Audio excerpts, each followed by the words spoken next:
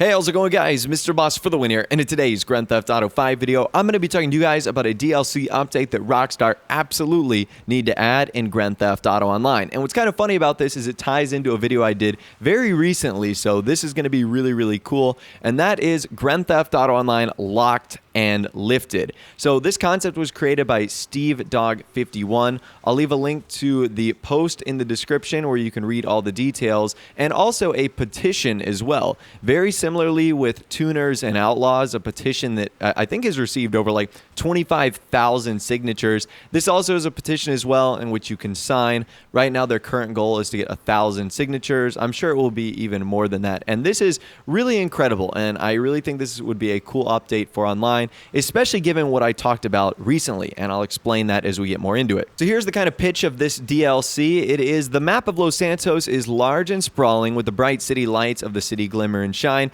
Nearly 90% of the remaining map is dirt, sand, rocks, mountains, and hills. This is our home. This vibrant community prefers to spend its time on and in that dirt, climbing mountains, crossing rivers, and crawling over rocks. So this is pretty cool. Finally, a DLC that focuses on more of the off-road elements and possibly even more features into Blaine County and Sandy Shores. And as we'll see a little bit later on, that looks like it's going to be the case here. And that's awesome because we've gotten DLC themes for most everything here.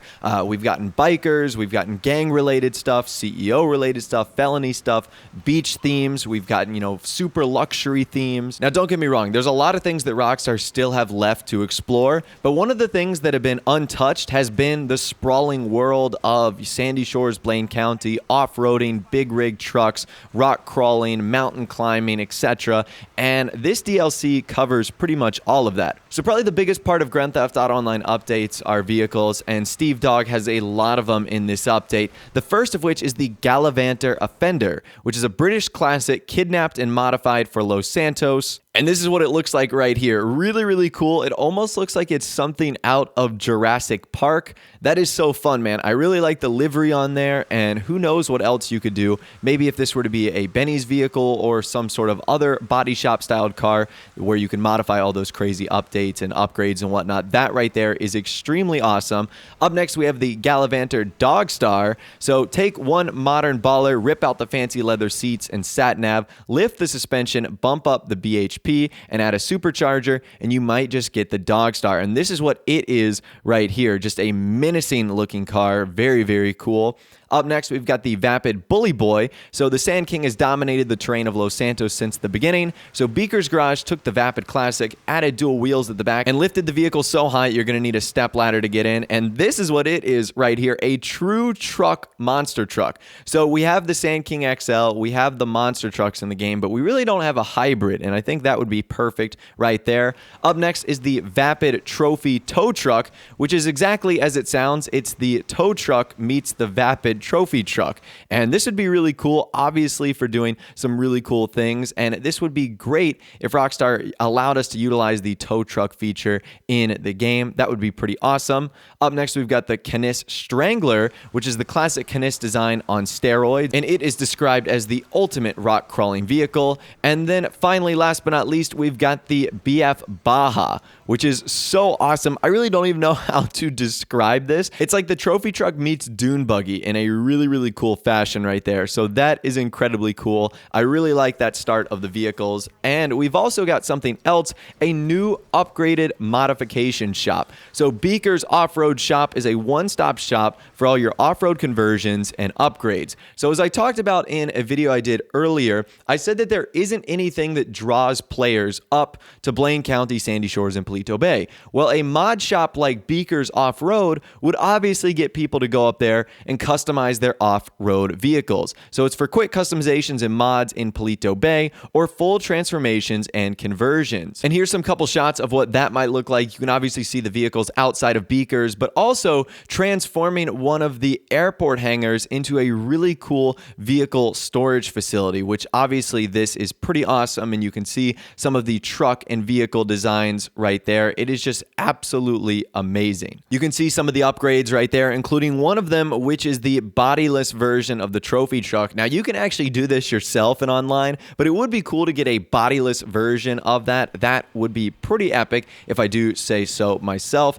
Now, some features of these vehicles that are pretty awesome. One of them includes a working winch in which you can latch onto vehicles at short range, because sometimes we're all in need of a quick tug. So if your friend is stuck, you could winch them out, which is obviously pretty awesome. There's also a snorkel feature which lasts for 5 seconds and can work in rivers and the surrounding sea, and you can get that at beakers. So if you want to go underwater for a little bit, the snorkel will help you out right there. I'm going to list off a couple more upgrades here, including hydraulic kits for SUVs and off-roads, bigger wheels, and new designs that would offer better and more traction, low ratio transmission, off-road exteriors and trims, including roof bars, shovels, tracks, kayaks, guitars, tents, petrol cans, etc. This update would also include new import or export missions called Dirty Deeds, using an array of new special vehicles, including the Duke of Death, trophy truck, military, off-road, big rig cargos, remotes, plane crashes, shipwrecks. It would be really, really cool. It would basically take everything from import and export, except adding an off-road kind of vibe to it, which would be very, very cool. There would also be the addition of hunting missions, multiplayer time trial lobbies, including rallying, hill climbs, sprints. And probably some of the best things about this update that Steve Dogg wants to have included in here includes two things. Number one is kind of like an off-road version to Cunning Stunts that includes off-road stunt props and the ability to launch more off-road style races. That would actually be really, really awesome. But also being able to transport vehicles. Bring multiple cars to the location with unique vehicle transportation, planes, trailers, and trucks. So this would be like loading vehicles into the back of big goods trucks, sort of like how we see in some missions. Also loading vehicles into cargo planes. Again, this would be kind of an expansion of import-export, and really sort of the things I had imagined we'd be doing all along. Putting vehicles in massive cargo planes and shipping trucks and shipping containers, stuff that we didn't see.